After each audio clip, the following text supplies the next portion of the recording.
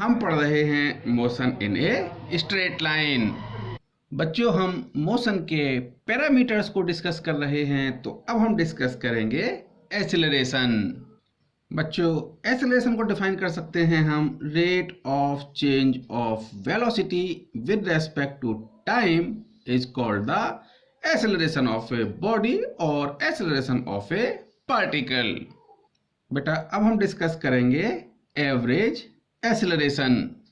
बच्चों, ये कोई पार्टिकल है जो एक्स एक्सिस की पॉजिटिव डायरेक्शन में मूव कर रहा है, तो कंसीडर करते हैं कि टाइम t1 पर इस पार्टिकल की जो वेलोसिटी है वो v1 है और टाइम t2 पर इस पार्टिकल की वेलोसिटी v2 है।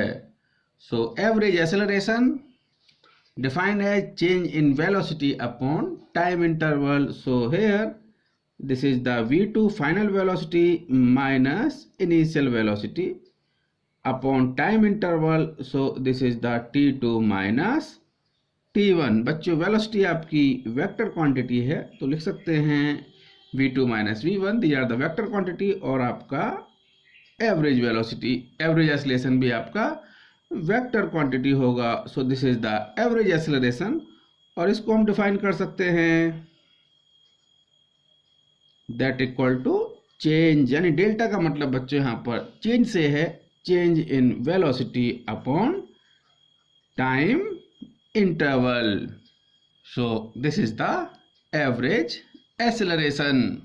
बच्चों, अगर इसकी एसआई यूनिट की बात करें तो आपका जो वेलोसिटी है इसकी यूनिट मीटर पर सेकंड होगी और एक्सेलरेशन की जो यूनिट होगी meter per second upon time. So this is the meter per second square. Now बच्चों, अब हम डिस्कस करेंगे इंस्टेंटेनियस एक्सेलरेशन, यानी acceleration at a instant of time. तो बच्चों, कंसीडर करते हैं कि कोई बॉडी या कोई पार्टिकल एक्स एक्सिस की पॉजिटिव डायरेक्शन में मूव कर रहा है।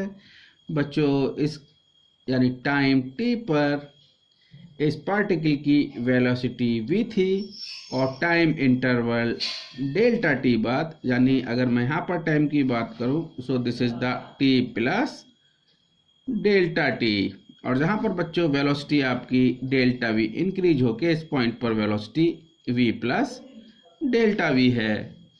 So acceleration is defined as, that is the final velocity v plus delta v minus v upon time interval. So time interval is here delta t. So from here this acceleration that equal to delta we upon delta T. बच्चों, अभी तक ये आपका average acceleration है और हम बात करते हैं इंस्टेंटेनियस एक्सेलरेशन की। तो बच्चों, उस केस में जो टाइम ड्यूरेशन है डेल्टा टी, ये आपका बहुत छोटा होगा, यानी delta t tends to 0। So instantaneous acceleration that equal to limit delta t tends to 0 delta v upon delta t, और बच्चों इसको लिख सकते हैं हम dv अपॉन dt। बच्चों, ये time interval delta t tends to 0 होने का मतलब है कि दो टाइम जो टाइम स्लॉट्स हैं उनके बीच में कोई टाइम गैप ना रहे, यानी ये जो पॉइंट्स हैं टाइम के वो एक ही पॉइंट पर हों, यानी टाइम हमारा एक फिक्स टाइम पर हम एक्सेलरेशन फाइंड आउट कर रहे हैं। That is the acceleration of a particle at a instant of time. तो बच्चों, मैंने आपको बताया instantaneous acceleration that is the dv upon dt। Further discussion के लिए हम अब नेक्स्ट शीट पर चलते हैं। तो बच्चों, instantaneous acceleration that is the dv upon dt, this is the rate of change of velocity with respect to time. तो बच्चों, इसको हम जरा ग्राफिकली देखते हैं। ये वेलोसिटी टाइम ग्राफ में ये कोई कर्व है और इस कर्व पर हमें किसी पर्टिकुलर टाइम t पर एक्सेलरेशन फाइंड आउट करना है। तो बच्चों अगर आप वेलोसिटी टाइम ग्राफ में किसी पॉइंट पर अगर आप टेंजेंट ट्रेस करते हैं और उस टेंजेंट का जो स्लोप है वो बच्चों उस पॉइंट पर इंस्टेंटेनियस एक्सेलरेशन बताएगा। यानी बच्चों देखिए ये कोई टाइम t है, this is the velocity time graph, और बच्चों velocity is the function of time. तो बच्चों इस पॉइंट के कोऑर्डिनेट होंगे आपके t एंड ft।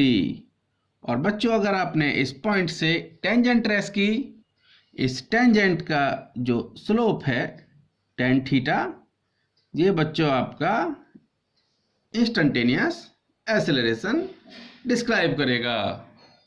बच्चों कंसीडर करते हैं कि ये कोई दूसरा वेलोसिटी टाइम ग्राफ है और मैं इस पॉइंट पर ये कंसीडर किया कि ये पॉइंट t1 है, t2 पॉइंट, ये टाइम का t2 पॉइंट है। बच्चों देखिए अगर मैं इस पॉइंट से जिसके कि टाइम कोऑर्डिनेट t1 है टेंजेंट ट्रेस करूं तो इसका जो स्लोप होगा टेंजेंट का वो लेट θ1 है।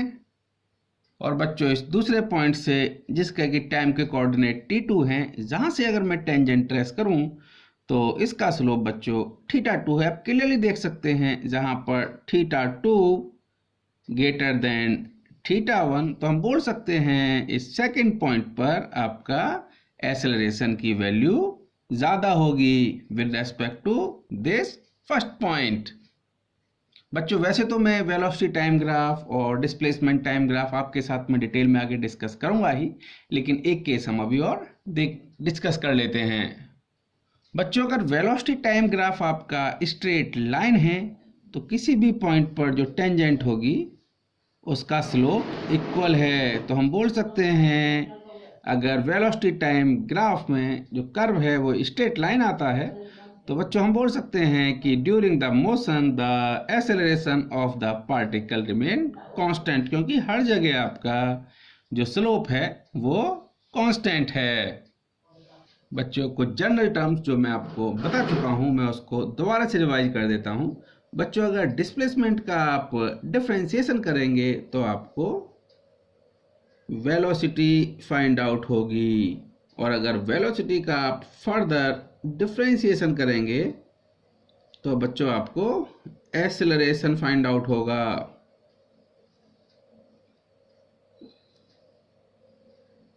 यानी अगर मैं बात करूं ये डिस्प्लेसमेंट x है, dx upon dt that is the velocity and dv upon dt acceleration.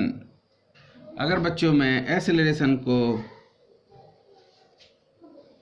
Integrate करता हूं देन मुझे वेलोसिटी फाइंड आउट होगी, और अगर मैं बच्चों वेलोसिटी को इंटीग्रेट करता हूं तो मुझे डिस्प्लेसमेंट फाइंड आउट होगा।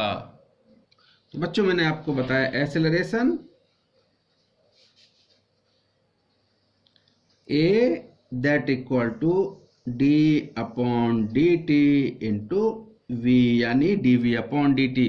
और बच्चों आपको पता है v equal to dx upon dt, जो मैंने आपको यहाँ पर बताया है। तो हम बच्चों अगर v के प्लेस पर dx अपॉन dt पुट करें then acceleration d upon dt into dx upon dt।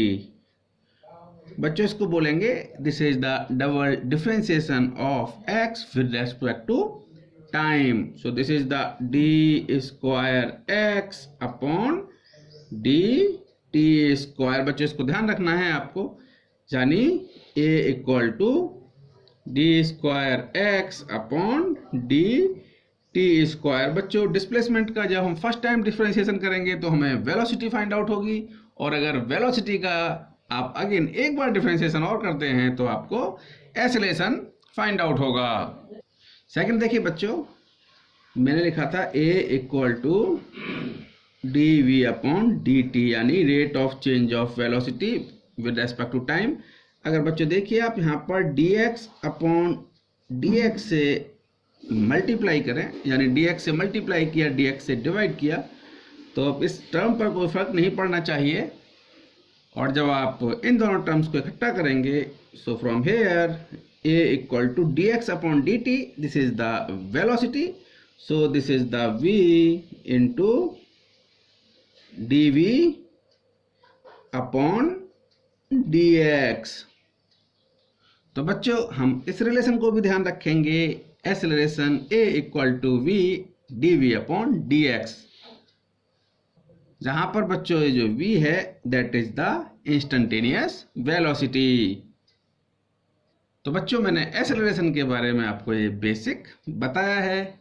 इस लेक्चर को आप बहुत ध्यान से देखेंगे। ओके।